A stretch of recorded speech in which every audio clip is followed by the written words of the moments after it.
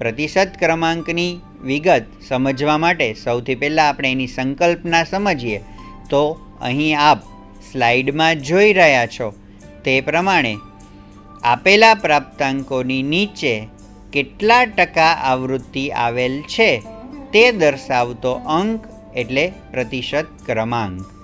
પ્રતિશત ક્રમાંકને અંગ્રેજીમાં percentile rank તરીકે ઓળખવામાં આવે છે અને તે માટે થઈ અને તેના પરથી આપણે સંકેતમાં પ્રતિશત ક્રમાંકને PR વડે દર્શાવીશું. હવે પ્રતિશત ક્રમાંક એ ટકાવારી દર્શાવતું માપ છે અને સાદા પ્રાપ્તાંકને તુલનાક્ષમ બનાવવા માટે હંમેશા આપણે પ્રતિશત ક્રમાંકમાં રૂપાંતરિત કરવો જોઈએ. અહીં આપ જે સ્લાઇડ જોઈ રહ્યા છો તે સ્લાઇડમાં એક સમષ્ટિના બધા જ પ્રાપ્તાંકોને ચડતા ક્રમમાં ગોઠવેલા છે.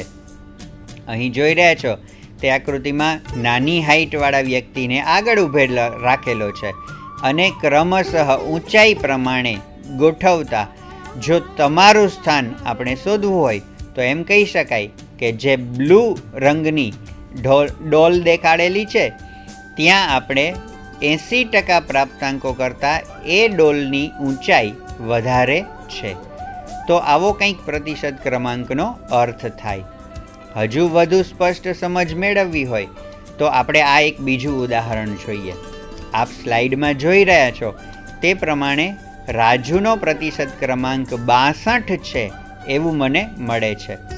તો સમધારણ વક્ર ઉપર મારે રાજુનું સ્થાન દર્શાવવું હોય તો અહીં જે સ્લાઇડમાં આપ જોઈ રહ્યા છો એ લાલ સ્ટાર વડે હું સમધારણ વક્રરેખાની અંદર રાજુનો પ્રતિશત ક્રમાંક 62 છે એ દર્શાવી શકું. ત્યારબાદ વધુ સમજ સ્પષ્ટ કરવા માટે એક અન્ય ઉદાહરણ સમજી લઈએ. દાખલા તરીકે ધોરણ 12ની પરીક્ષામાં 80 વિદ્યાર્થીઓમાં કવિતાનો ક્રમાંક 10મો છે. એનો અર્થ એમ થાય છે કે કવિતા છે એ તેના 70% વિદ્યાર્થીઓ કરતાં ચડિયાતી છે. ફરીથી એકવાર 12માની પરીક્ષામાં 80 વિદ્યાર્થીઓમાં કવિતા 10મો ક્રમ મેળવે છે. એનો અર્થ એ થાય છે કે એના વર્ગના 70 વિદ્યાર્થીઓની કરતાં ચડિયાતી છે. પણ કવિતાના સાદા ક્રમ 10ને જ જો આપણે કવિતાનો પ્રતિશત ક્રમાંક સમજી લેવાની ભૂલ કરીએ તો કવિતાનો પ્રતિશત ક્રમાંક 10 હોય એમ જ્યારે આપણે કહીશું ત્યારે એનું અર્થઘટન એવું થશે કે કવિતા વર્ગમાં રહેલા કુલ વિદ્યાર્થીઓમાંથી ફક્ત 10% વિદ્યાર્થીઓની કરતાં ચડિયાતી છે. એટલા માટે થઈને તુલના કરવાની હોય ત્યારે સાદા પ્રાપ્તાંક કરતાં હંમેશા પ્રાપ્તાંકને પ્રતિશત ક્રમાંકમાં ફેરવી નાખવો એ વધારે હિતાવહ રહેલો છે. તો સાદા પ્રાપ્તાંક પરથી પ્રતિશત ક્રમાંકમાં કેવી રીતે રૂપાંતર કરી શકાય એના માટેનું સૂત્ર અહીં આપ સ્લાઇડમાં જોઈ રહ્યા છો. સ્લાઇડમાં દર્શાવેલ સૂત્ર પ્રમાણે PR બરાબર 100 માઇનસ 100R માઇનસ 50/n. હવે જે સૂત્રમાં બધા પદો છે એ પદો વિશેની સમજ મેળવીએ તો અહીં PR બરાબર પ્રતિશત ક્રમાંક એવું કહી શકાય. R બરાબર રેન્ક એટલે કે સાદો ક્રમાંક અને N એટલે કે કુલ પ્રાપ્તાંક કેટલા આપેલા છે એ. તો સૂત્રની સમજ મેળવ્યા બાદ એક ઉદાહરણ દ્વારા જ આપણે એક સાદા ક્રમાંકને પ્રતિશત ક્રમાંકમાં ફેરવવાની ગણતરી શીખીએ. અહીં જે આપ સ્લાઇડ જોઈ રહ્યા છો તે સ્લાઇડની અંદર ધોરણ 8ના 50 વિદ્યાર્થીઓના વર્ગમાં ગણિત વિષયમાં નટુનો ક્રમાંક 6 છે. તો નટુનો પ્રતિશત ક્રમાંક આપણે શોધવો છે. અહીં 50 વિદ્યાર્થીઓનો વર્ગ છે એટલે n બરાબર થશે 50 અને નટુનો સાદો ક્રમાંક થશે 6 એટલે કે R બરાબર થશે 6. આ બંને વિગત સૂત્રમાં મૂકતા PR બરાબર 100 માઇનસ 100R ના સ્થાને આપણે લખીશું 6 અને -50/n ના સ્થાને લખીશું 50. તો આ રીતે ક્રમશઃ સાદુરૂપ આપતા આપણને જવાબ મળે છે P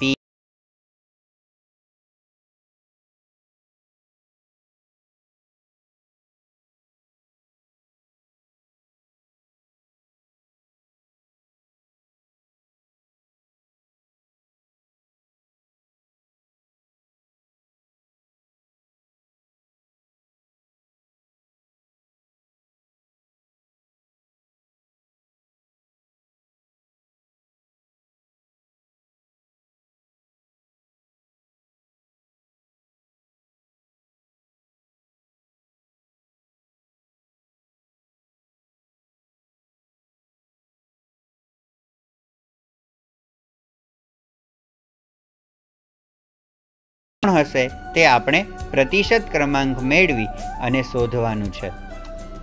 અહીં જો સામાન્ય રીતે જોઈએ તો 5મા ક્રમ કરતાં ચોથા ક્રમ મેળવનાર વ્યક્તિ એ વધુ હોશિયાર કહેવાય. તો દીપ્તિ છે એ વધુ હોશિયાર થવી જોઈએ. પરંતુ આપણે પ્રતિશત ક્રમાંક બંનેના મેળવીએ પછી જ સાચું અર્થઘટન કરી શકશું. તો સૌથી પહેલાં આપણે આકાશનો પ્રતિશત ક્રમાંક શોધીએ. તો આકાશના પ્રતિશત ક્રમાંક શોધવા માટે સૂત્રમાં કિંમત મૂકતા PR બરાબર 100 માઇનસ 100 ગુણ્યા 5, કેમ કે આકાશનો 5મો ક્રમ મળેલો હતો એટલે આરની જગ્યાએ આપણે લખીશું 5 અને છેદમાં n ના સ્થાને લખીશું 60, કેમ કે 60 વર્ગના વિદ્યાર્થીમાં આકાશનો 5મો ક્રમ મળેલો હતો. આ સ્લાઇડમાં આપ જોઈ રહ્યા છો તે પ્રમાણે સાદુરૂપ આપતા આપણને PR બરાબર મળે છે 92.5, એટલે કે 5મો ક્રમ મેળવનાર આકાશનો પ્રતિશત ક્રમાંક આપણને મળ્યો 92.5. હવે આ જ રીતે દીપ્તિનો પ્રતિશત ક્રમાંક મેળવીએ. તો આપ આ સ્લાઇડમાં જોઈ રહ્યા છો તે પ્રમાણે દીપ્તિનો પ્રતિશત ક્રમાંક મેળવવા આરના સ્થાને દીપ્તિનો ચોથો નંબર આવેલો હતો એટલે આરના સ્થાને આપણે લખીશું 4 અને કુલ પ્રાપ્તાંક 60 જે આકાશમાં હતા એ હવે દીપ્તિના કેસમાં 40 વર્ગના વિદ્યાર્થીમાં એનો ચોથો નંબર આવેલો છે એટલે n ના સ્થાને આપણે લખીશું 40. તો 100 ગુણ્યા 4 એટલે 400, 400માંથી 50 બાદ કરતા 350 અને 350 ને 40 વડે ભાગી એટલે આપણને જવાબ મળે 8.75 અને આ રીતે આપણને દીપ્તિનો પ્રતિશત ક્રમાંક મળેલો છે 91.25. તો હવે તમે જુઓ કે પ્રતિશત ક્રમાંક અહીં આકાશનો 92.5 હતો જ્યારે દીપ્તિનો પ્રતિશત ક્રમાંક 91.25 છે. એટલા માટે આકાશની તુલનામાં દીપ્તિનો પ્રતિશત ક્રમાંક ઓછો છે અને જેનો પ્રતિશત ક્રમાંક વધારે હોય એ વ્યક્તિ વધુ હોશિયાર કહેવાય. તો અહીં આકાશનો પ્રતિશત ક્રમાંક 92.5 વધારે હોવાથી આકાશ છે એ દીપ્તિની તુલનામાં વધારે હોશિયાર છે એવું અર્થઘટન કરી શકાય.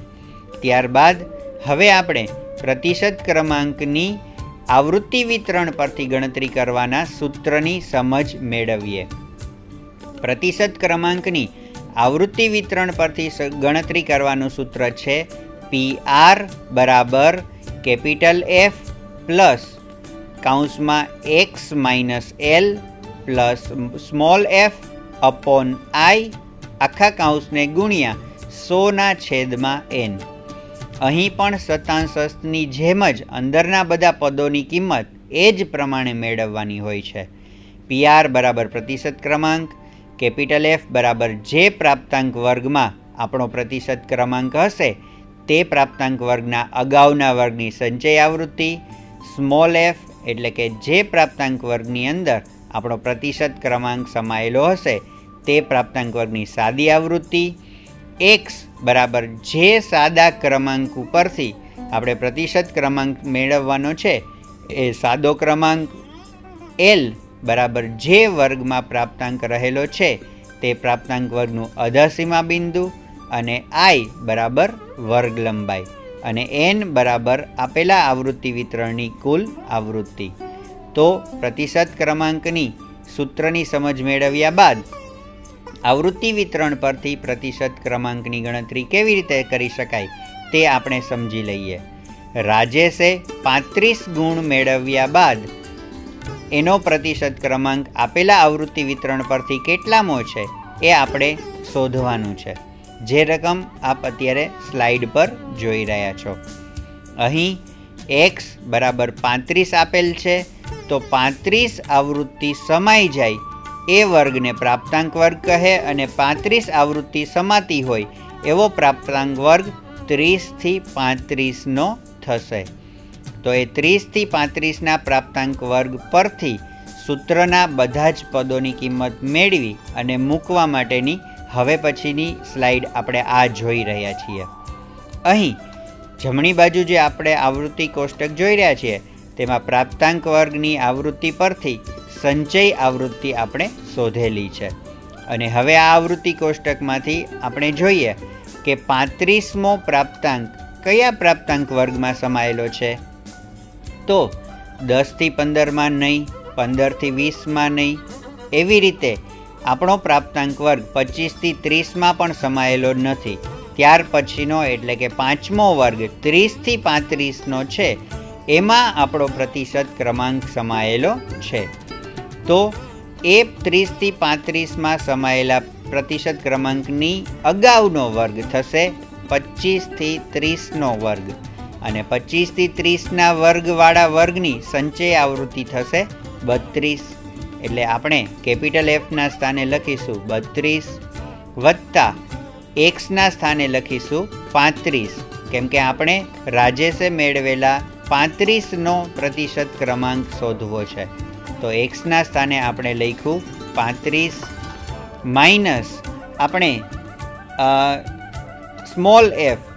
સ્મોલ એફના સ્થાને આપણે લખ્યું છે 30, એટલે કે 35 માઇનસ 30 ગુણ્યા આપણો પ્રતિશત ક્રમાંક છે એ 30 થી 35 વર્ગના પ્રાપ્તાંક વર્ગમાં સમાયેલો છે. એટલે 30 થી 35 વર્ગના પ્રાપ્તાંકની સાદી આવૃત્તિ 9 છે, એટલે આપણે ગુણ્યા 9 કરીશું. છેદમાં વર્ગ લંબાઈ i છે, એટલે વર્ગ લંબાઈ i એ આપણને ખબર છે કે 5 છે, એટલે આપણે વર્ગ લંબાઈ i ના સ્થાને લખીશું 5 અને એને ગુણ્યા 100/n. n ના સ્થાને આપણને દેખાય છે આવૃત્તિ વિતરણમાં કે કુલ આવૃત્તિનો સરવાળો 50 છે, એટલે આપણે n ના સ્થાને લખીશું 50. તો આ દરેક પદનું સાદુરૂપ આપતા PR બરાબર 32 પ્લસ 9 ગુણ્યા 2 અને વધુ સાદુરૂપ આપતા આપણને રાજેશે 35 ગુણ મેળવનાર રાજેશનો પ્રતિશત ક્રમાંક મળ્યો 82. આનો સાદો અર્થ એ થાય કે 35 ગુણ મેળવનાર રાજેશનો પ્રતિશત ક્રમાંક 82 છે, એટલે કે વર્ગના 82% વિદ્યાર્થીઓ કરતાં રાજેશ છે એ ચડિયાતો છે. હવે આપણે આવૃત્તિ વિતરણ અને સાદા પ્રાપ્તાંક ઉપરથી પ્રતિશત ક્રમાંક શોધતા સારી રીતે શીખી ગયા. તો પછી આ પ્રતિશત ક્રમાંક શોધી અને એનો ઉપયોગ કોણ કરતા હશે એવો તમને મનમાં પ્રશ્ન થાય. તો પ્રતિશત ક્રમાંકનો ઉપયોગ એથ્લેટિક ટ્રેનર અથવા ફિઝિયોથેરાપિસ્ટ છે એ આધારભૂત માપ સાથે તુલના કરવા માટે એનો ઉપયોગ કરે છે. અથવા તો કોઈ શિક્ષક હોય અને એને સાદા ક્રમાંકનું સાચું અર્થઘટન કરવું હોય તો સાદા ક્રમાંકનું સાચું અર્થઘટન કરવા માટે સાપેક્ષ ક્રમ એના માટે જાણવો અગત્યનો છે, અને એ સાપેક્ષ ક્રમ શોધવા માટે થઈ અને એ પ્રતિશત ક્રમાંકનો ઉપયોગ